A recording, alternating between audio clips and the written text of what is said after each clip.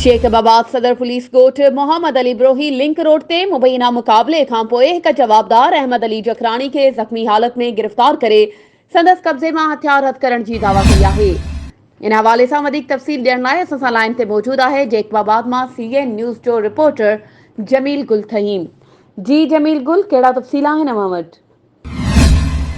जी बिल्कुल, जेकाबाद में अव्हांखे ॿुधायां त सदर पुलिस ॾुआरनि जे विच में जेको आहे त मुक़ाबिलो थियो आहे, जंहिंमें ॻोठ मोहम्मद अली बिरोही लिंक रोड वटि हुते जेको आहे पुलिस ॾुआरनि जे विच में मुबैना मुक़ाबिलो थी पियो आहे, जंहिंमें हिकु जवाबदार जंहिंमें आहे अली अहमद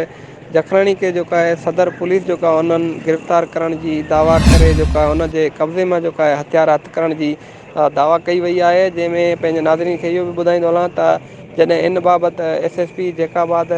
डॉक्टर समीर नूरचंदा सां जॾहिं इन बाबति राबितो कयो वियो त हुन ॿुधायो आहे त जवाबदार जेके आहिनि त उहे पंहिंजे साथियुनि समेत ॾोह जे इरादे सां जेके आहिनि त उहे बीठा हुया, जंहिंमें जेको आहे उन्हनि पुलिस खे ॾिसी करे जेको आहे उन्हनि फायरिंग करे ॾिनी, जंहिंमें पुलिस ऐं ॾुआरनि जे विच में जेको आहे मुक़ाबिलो थी पियो, जंहिंमें हिकु जवाबदार जंहिंमें आहे जंहिंमें अली अहमद जखराणी जेको आहे उनजे मुख़्तलिफ़ थाणनि ते फुरूं ऐं धाड़ा जेके आहिनि त जा केस जेके आहिनि दाख़िल आहिनि। जंहिंमें अव्हांखे इहो ॿुधायां त ज़ख़्मी जवाबदार जेको आहे हिन वक़्तु इलाज जेको आहे जेकाबाद जी सिविल अस्पताल जेल वार्ड में जेको आहे हिन वक़्तु जारी आहे। जी महिरबानी जमील गुल, तफ़सीलनि खां आगाह करण जे लाइ।